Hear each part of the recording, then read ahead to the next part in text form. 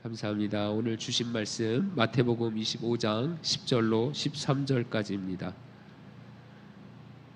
마태복음 25장 10절로 13절까지 다 같이 길지 않으니까 한 목소리로 봉독하도록 하겠습니다. 시작. 그들이 살아간 사이에 신랑이 오므로 준비하였던 자들은 함께 혼인잔치에 들어가고 문은 닫힌지라. 그의 나는 선원들이 와서 이르되 주여 주여 우리에게 열어 주소서.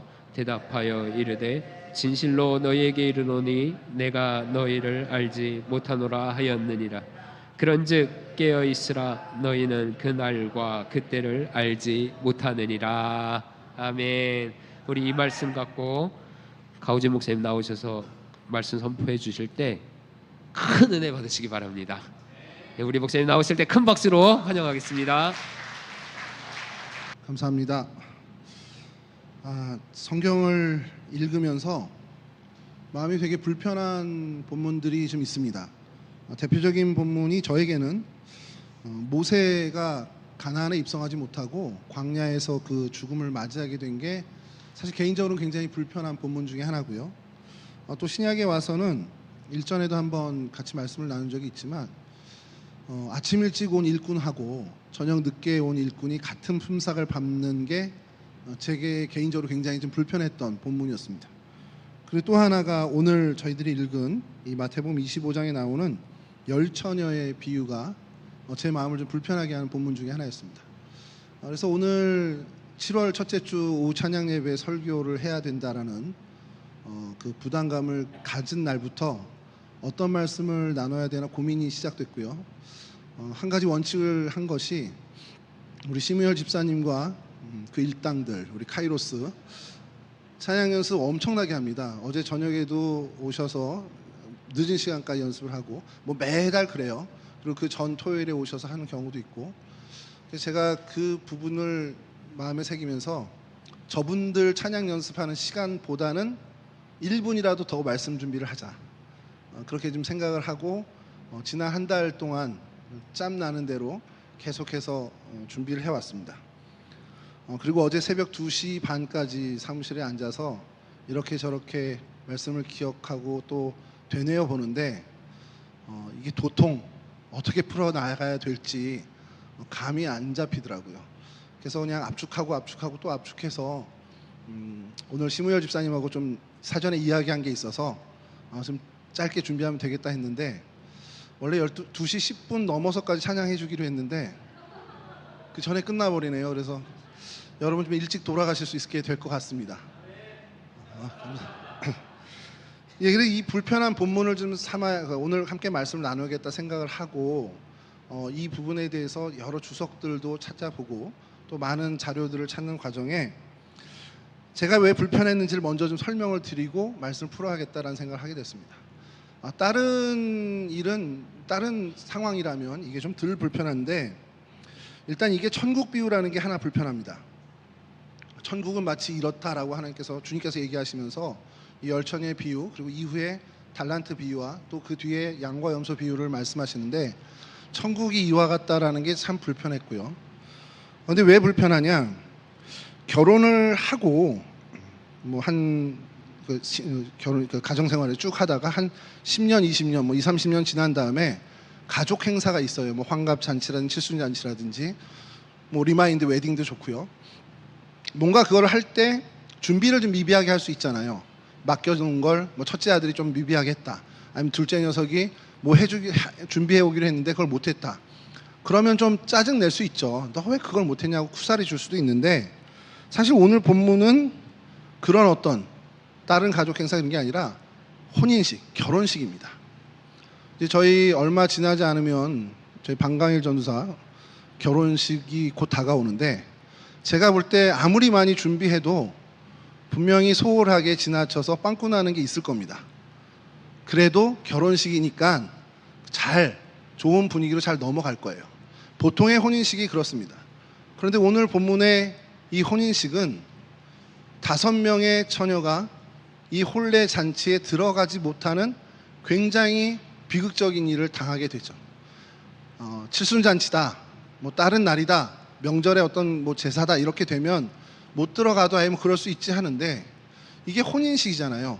모든 실수나 모든 부족한 게 너그럽게 이해될 수 있는 그런 잔치인데 거기에 들어가지 못했다라는 거. 이게 사실 저의 마음을 굉장히 불편하게 했습니다. 그리고 오늘 이 본문을 제가 어릴 때 오해한 것이 10명이 다 신부인 줄 알았어요. 근데 10명이 신부는 아닙니다. 정확히 혼인 잔치에 대한 비유를 하지만 신랑이 1명이고 신부가 10명이다. 주일학교 때 그렇게 착각을 했었는데 이것은 분명히 예배를 맞이하는, 어떻게 보면은 하객이 될 수도 있고 아니면 어떠한 시종들이 될 수도 있습니다. 여하튼 그 혼례를 준비하는 사람들 중에 이 10명인 거죠. 아마 맡은 일은 그 신랑이 오는 그 밤길에 불을 밝히는 일을 맡았던 것 같아요. 자, 그런데 이 10명이 불을 밝히기 위해서 기름을 준비를 해야 되는데 그 기름을 준비하지 못해서 5명은 그 기름을 사러 갔다가 신랑이 마침 그때 때마침 타이밍에 와서 입성을 하고 그래서 거기에 들어가지 못했다라는 것이 주요 내용입니다. 이게 전통적인 해석은 그 기름이 등불을 밝히는, 신랑을 예비하는 신앙의 삶, 믿음의 삶을 이야기하고, 그런 믿음과 신앙을 지키지 못하고 준비하지 못했을 때 이러한 비극적인 결말을 맞을 수 있다는 것이 우리에게 주는 교훈이고, 또 그래서 우리는 주님이 오시는 날이 언젠지 모르기 때문에 항상 그 준비를 해야 한다는 것이 본문의 중심적인 교훈입니다. 그거는 여지가 없죠. 그래서 그 유대의 그 혼례 풍습을 조금 우리가 좀 살펴보면 신랑이 결혼을 앞둔 사람과 약혼을 합니다. 그리고 이것이 실제적인 법적 효력을 갖고 있어요. 그래서 실제 부부의 어떤 법적인 효력을 갖습니다. 그리고 혼례를 처갓집에서 먼저 치르는데 신랑이 먼저 처갓집으로 갑니다. 그리고 그 마을의 사람들을 다 불러서 혼례 잔치를 합니다. 그리고 신부를 데리고 다시 본가로 가서 거기서도 이제 혼례 잔치를 하게 되죠. 일주일 내지는 열흘까지도 혼례 잔치를 하는데 이게 유대의 풍습이에요. 그리고 그 혼례 잔치를 위해서 준비하는 많은 손길들이 있습니다. 등불을 밝히는 사람들도 있고, 포도주를 준비하는 사람도 있고, 다른 음식들을 준비하는 사람들도 있습니다. 각자의 역할에서 그 잔치를 정말 깔끔하게 잘 진행해야 되는 게 유대의 관례예요. 우리가 가나 혼인 잔치에서도 경험해 본 바이지만 그 포도주를 준비하는 것을 소홀히 했을 때 큰 결례가 되는 것처럼 무엇 하나 소홀히 다룰 수 없는 것이 이 혼례 잔치의 일들입니다. 자, 그런 배경에서 이 10명이 밤새 신랑이 언제 올지 모르니 등불을 밝히기 위해서 기다리고 있었습니다. 자, 그리고 5명이 지혜로운 사람들은 넉넉히 준비해서 그것을 준비하고 같이 들어갔지만 어리석은 5명은 미리 준비를 잘 하지 못해서 신랑이 오는 시간을 놓쳤고 그래서 기름을 사러 간 사이에 그 혼례 잔치에 참여하지 못하게 됐다라는 것이죠. 근데 여러분 한번 상상해 봤으면 좋겠어요. 여러분들의 자녀, 여기 결혼을 거의 다 하셨으니까 자녀의 혼례식이에요. 그리고 내가 엄마든 아빠가 돼서 아침 일찍 일어나서 미용실을 갑니다. 그래서 단장을 하겠죠. 그리고 시간에 맞춰서 결혼식에 참여하기로 하고 가게 됐습니다. 자, 도착을 했어요. 도착을 했는데 10분밖에 안 남았는데 패백대 입을 내가 옷을 안 갖고 왔네. 당황스럽겠죠. 오늘 내가 얘네들 여행 경비를 주기로 했었는데 아이고 집에다 놔두고 놓고 왔네. 당황스러울 겁니다. 그 사이에 집에 다녀올 수는 없고 그럼 주변에서 어떻게 좀 융통을 해봐야겠다 했는데 그것도 만만치 않아요. 그래서 하는 수 없이 비용이 없어서 ATM기를 찾으러 갔던지 아니면 뭔가 옷을 다시 사러 인근의 어떤 상점으로 갔습니다. 갔다가 돌아왔더니 이미 예식은 시작됐고 그래서 예식이 약간 엉망이 됐다라고 생각을 해보시죠. 생각만 해도 당황스럽고 끔찍한 일이 될 수 있습니다. 그런데 그날 그 좋은 혼례식이니까 사실 그런 실수는 정말 중대한 실수라고 해도 어느 정도 잘 유하게 넘어갈 수 있습니다. 그게 결혼식이에요. 만약에 신부가 그런 실수를 했다고 치죠. 신부가 다 곱게 차량을 준비해 왔는데 이따 끝나고 피로연 때 내가 뭔가 할 수 있는 그 옷을 준비 안 해왔어요. 예식이 얼마 안 남았는데 얼른 갔다 와야겠다 하고서 집에 갔다고 치죠. 그리고 그것을 가지고 챙겨왔습니다. 그랬더니 예식은 시작됐고 신부가 없으니 예식 자체가 안 됐겠죠. 사람들은 다 떠나고 엉망진창이 됐다고 생각해 보시죠. 그럼 그 이후로 파혼을 할 수도 있겠지만 대개의 경우는 뭐 그런 일이 발생하지도 않겠지만 그런 실수가 있다 해도 신랑의 마음은 그 이유만으로 신부를 버리거나 어떻게 보면 뭐 나무라거나 비난하지는 않을 거라는 겁니다. 오히려 위로하고 그럴 수도 있지. 왜냐하면 결혼 초기에 그렇잖아요. 오늘 목사님 설교에도 그렇지만 결혼의 효과가 1년은 간다면서요. 그러니까 아마 너그럽게 할 수 있었을 겁니다. 근데 이게 만약에 결혼 20년 차, 25년 차의 사람들이라면 엄청 쿠사리 줬을 겁니다. 넌 그거 뭐 준비도 안 하고 뭐 지금부터 뭘 어떻게 한 거야 하면서 엄청 할 수도 있는데 적어도 혼례식, 적어도 결혼식이라면 너그럽게 넘어갈 수 있겠다라는 거죠. 그 마음으로 오늘 본문을 한번 여러분 봐주시기 바랍니다. 이 결혼식을 준비하는 10명의 중요한 사람들, 근데 5명은 제대로 잘 준비해서 신랑이 오는 시간에 마침 그 자리에 있어서 같이 들어갔습니다. 근데 나머지 5명은 미흡하게 준비한 거예요. 어떻게 보면 굉장히 결격 사유가 될 만한 일이긴 합니다. 근데 그것을 준비 잘 못했다고 해서 신랑이 들어오는데 이 좋은 날, 이 좋은 혼례 잔칫날, 야 니네 기름 준비 못했으니까 들어오지 마, 이러진 않았을 거라는 거예요. 근데 왜 못 들어갔습니까? 오늘 13절의 말씀처럼 그들이 사러 간 사이에 신랑이 도착했는데 그들이 그 자리에 없었다라는 거예요. 사실 아까 말씀드린 전통적인 우리 이 본문의 해석처럼 우리가 기름을 준비하고 주님이 언제 오실지 모르니 깨어 있어야 한다는 것이 핵심적인 교훈이지만 사실 결정적인 이 본문 안에서의 결정적으로 이 사람들이 이 혼례 잔치에 들어가지 못하게 된 이유는 가장 표면적으로 드러난 것은 그 자리에 있지 못했기 때문이라는 겁니다. 물론 그 자리에 있지 못한 이유는 기름을 사러 간 거죠. 기름이 부족했으니까. 그러니까 준비 부족으로 그 일이 벌어졌고 그것이 원인이 돼서 그 자리를 지키지 못한 겁니다. 그러니 아예 원인으로 따져보면 기름을 넉넉히 준비했더라면 이 일은 벌어지지 않을 일이에요. 그런데 앞서 말씀드린 것처럼 기름을 소홀히 준비했습니다. 그래도 오셔서 구사리는 먹겠지만 그래도 내가 이 자리를 지키고 있었다면 주님께서 오셔서 신랑이 오셔서 들어갈 때 넌 기름 준비 못했으니까 들어오지 마, 과연 이랬을까라는 생각을 해보는 겁니다. 그러니까 결정적으로 이 혼례 잔치에 들어가지 못한 것은 준비 못한 것도 중요하고 책망의 사유가 될 수 있지만 그보다는 그 자리를 지키지 못하고 있었던 것이 더 결정적인 이유가 된다는 것이죠. 사실 여러분 이 일이 우리에게 주는 교훈이 기름을 준비하는 것을 교훈으로 삼는 것과 더불어 굉장한 교훈을 우리 가운데 나눠주고 있다는 사실입니다. 여러분 준비가 부족하고 마치 어떻게 보면 예비하지 못한 것은 분명한 실수고 책만 받아야 할 일입니다. 이 이후에 나오는 달란트 비유에서 그 모습을 확실하게 주님께서 짚고 넘어가시죠. 주인과 종의 관계라면, 직장 상사와 부하 직원의 관계에서라면 책망받을 일입니다. 준비를 소홀히 했다, 뭔가 부족해서 뭔가 일을 그르치게 됐다, 그러면 큰 페널티를 받을 수 있는 분명한 결격이 됩니다. 그런데 이 앞선 열천의 비유는 그 상황이 혼인식이라는 거죠. 주인과 종의 관계가 아니라는 거예요. 이 혼례 잔치에 참여하는, 정말 그 잔치에 참여해야 하는 중요한 사람들입니다. 그 관계에서라면 그런 어떤 부족함의 결격이나 그 부족한 것들로 인해서 뭐 잠깐의 책망을 받을 수 있겠지만 그것이 혼례 잔치에 들어오지 못할 정도의 결정적인 일은 아니라는 겁니다. 문제는 그 자리에 있지 않았다라는 것이 문제라는 것이죠. 여러분 이 이야기를 저희가 생각할 때 25장 5절에 제가 요걸 한번 좀 더 읽어드리겠습니다. 신랑이 더디 오므로 다 졸며 잘세. 제가 어렸을 때는 언뜻 이 준비 못한 5명만 졸고 있었다라고 생각을 했어요. 근데 성경을 계속해서 되뇌이고 읽어보면 슬기로운 처녀 5명도 졸고 잤다라는 겁니다. 10명이 다 졸았어요. 주님이 언제 오실지 모르니까.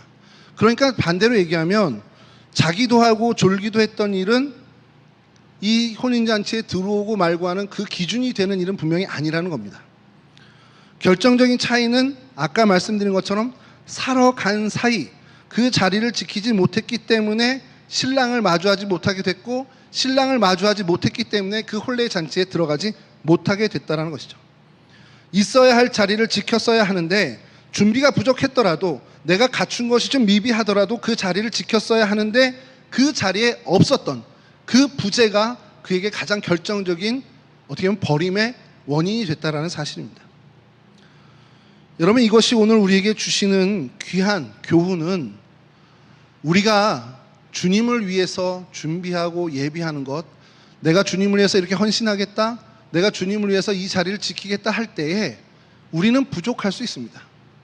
가진 달란트가 있고 많은 재능도 있지만 그것이 주님 보시기에 혹 내 기준에라도 부족할 수 있어요. 결격이라고 생각될 정도로 미비할 수 있습니다. 그게 중요한 게 아니라는 거예요. 부족하더라도 내가 능력이 없더라도 그 자리를 우직하게 지켜주고 있는 것, 주님은 오히려 우리에게 그것을 더 원하신다는 사실입니다. 여러분, 이 이야기가 이어지는 달란트 비유에서도 동일하게 나옵니다. 뭐 내용은 다 아시니까 생략하고요. 5달란트 받은 그 종과 1달란트 받은 종, 그의 결정적인 차이가 뭡니까? 이윤을 남겼다 안 남겼다가 아닙니다. 한 사람은 그것을 적극적으로 어떻게든 남겨서 5달란트를 남겼어요. 근데 여러분 다시 생각해 보시죠. 왜 5달란트밖에 못 남기겠습니까? 10달란트도 남길 수 있고 20달란트도 남길 수 있죠. 주인의 기준이 그렇게 높다면 이 사람도 책망받을 일이에요. 그러니까 주인의 기준은 5달란트를 남겼다라는 게 아니라 열심히 그것을 활용해서 네가 무언가를 했구나, 네 역할을 제대로 해냈구나가 거기에 포인트라는 겁니다. 1달란트 받은 사람이 책망받은 것은 그것을 잘 활용했는데 남기지 못했다, 그게 아닙니다. 그 1달란트를 땅에 묻어둔 것이 문제라는 거죠. 그 1달란트를 가지고 열심히 노력해서 1달란트를 남겼어도 혹 투자 실패로 인해서 1달란트를 놓쳐서 빈털터리가 됐다 하더라도 주님께서 맡기신, 그 주인이 맡긴 달란트를 열심으로 정말 최선을 다해서 그 달란트를 가지고 노력했다면 그는 책망받는 종이 되지 않았을 거라는 거예요. 이것이 오늘 우리에게 주는 결정적인 교훈이 된다는 겁니다. 열처녀가 됐던 달란트 비유에서가 됐던 그 자리를 지키는 것, 그 역할을 지키는 것, 그 역할을 해내는 것, 부족할 수 있죠. 결과가 안 나올 수 있습니다. 근데 그게 중요한 게 아니라 그 자리를 얼만큼 성실히, 그 역할을 얼마나 신실히 지켰는가가 주님이 보시는 관점이라는 사실이에요. 여러분, 우리는 주님과 주인과 종의 관계일 수도 있고 신랑과 신부의 관계일 수도 있습니다. 어떠한 관계가 되었든 간에 우리가 지켜야 할 그 자리, 우리가 지켜야 할 그 역할, 여기에 집중하는 것이 우리로 하여금 주님께 영광을 돌리고 주님의 기쁨이 되는 그러한 걸음을 걸을 수 있다는 거죠. 여러분, 이 열처녀의 모습을 저희들이 보면서 제가 그런 생각을 했습니다. 제가 요즘 한 가지, 그러니까 생활에서 기쁨을 갖는 것이 하나 있습니다. 하나 이글스가 1위를 하고 있습니다. 뭐 많은 LG 팬들이나 롯데 팬들이 저희를 비웃죠. 야, 니네가 얼마까지 가겠냐? 근데 의외로 1위를 오래 지키고 있습니다.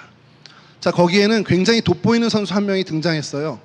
뭐 모르셔도 됩니다만 외국인 투수 폰세라는 사람이 엄청나게 돋보이게 투수를 합니다. 자, 그런데 4월 10일 스포츠 동화 장은상 기자께서 이런 기사를 올렸습니다. 요즘 하나가 만년 하위팀에서 1위 자리에 올라서 좀처럼 그 자리를 내어주지 않고 있다는 거예요. 폰세, 와이스, 류현진, 최은성 굉장히 돋보이는 선수들이 있다고 합니다. 근데 그 기자는 어디에 주목했냐? 돋보이지 않지만 늘 그 자리에서 한결같이 역할을 해주는 포수 최재훈을 얘기하고 있습니다. 이렇게 최재훈 얘기하면 우리 최재혁 집사님만 이제 공감해 주실 텐데 한화 팬이 아닌 분들은 모르실 거예요.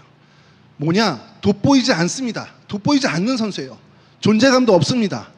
그런데 그 선수가 실질적인 이 한화 1위 자리를 지키는데 역할을 하는 한결같은 그 자리를 묵묵히 지켜주는 선수라는 거예요.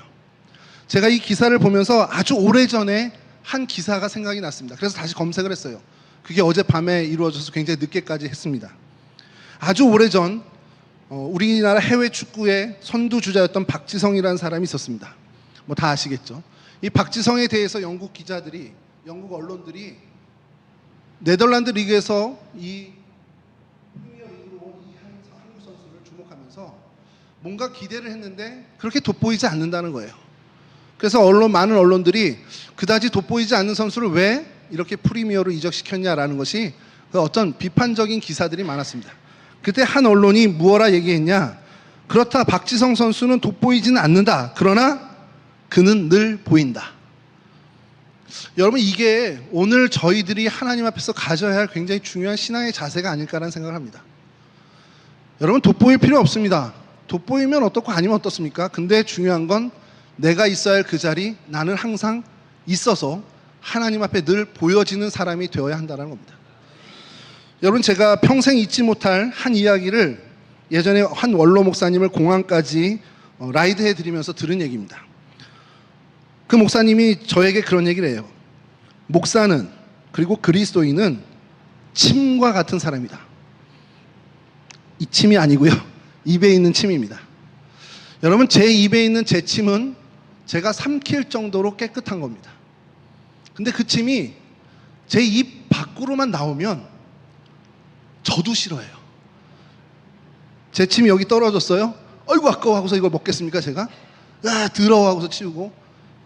저만 싫어합니까? 제 주변 사람들이 제 침이 어디 떨어졌다 그러면 다 싫어합니다. 여러분, 그리스도인이 이와 같다라는 거예요. 우리가 있어야 할 자리에 있을 때에 우리는 정결하고 깨끗하고 인정받는 존재입니다. 근데 입 밖으로 나오면, 우리가 있어야 할 자리가 아닌 다른 자리에 있다면 우리는 입 밖에 나온 침처럼 더럽고 경원되고 피하고 싶은 존재들이 된다는 것이죠. 이건 하나님의 시선도 마찬가지라는 겁니다.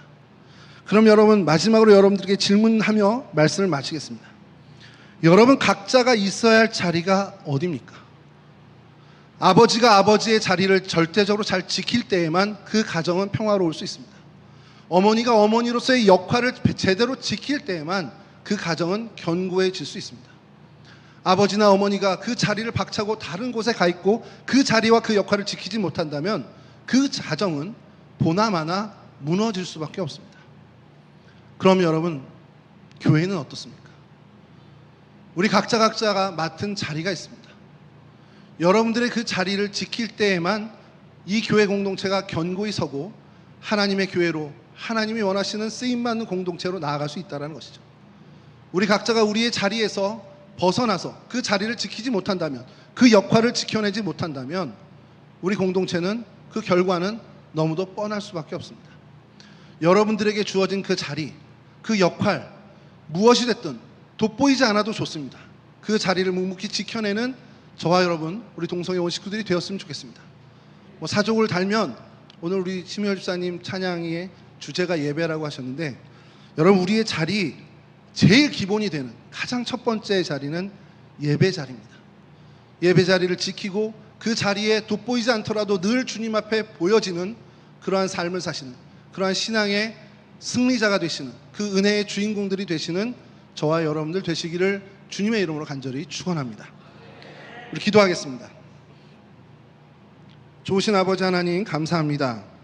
우리로 하나님의 백성 삼아 주시고 주님 오시는 그 날을, 그 재림을 기다리는 소망을 주심에 감사를 드립니다. 주님을 기다리는 이 재림의 대망을 갖고 살아가는 저희들, 늘 주님 안에서 준비하고 깨어 있을 수 있도록 주님 지켜주시고, 무엇보다도 우리가 지켜야 할 그 자리를, 그 몫을, 그 역할을 반듯하게 지켜나가는 성실한 주의 백성들이 될 수 있도록 도와주시옵소서. 무엇보다도 우리 가정에서, 교회에서, 우리 각자의 직장과 삶의 자리에서 지켜야 할 자리를 지킬 뿐만 아니라 하나님, 우리 예배의 자리를 지키는 하나님의 예배자들이 되길 간절히 원하오니, 우리의 예배자를 신실하게 책임감을 가지고 지켜나가는, 돋보이지 않더라도 신실하게 지켜나가는 진정한 주의 백성들 될 수 있도록 도와주옵소서. 감사하며 예수 그리스도 거룩하신 이름으로 기도합니다. 아멘.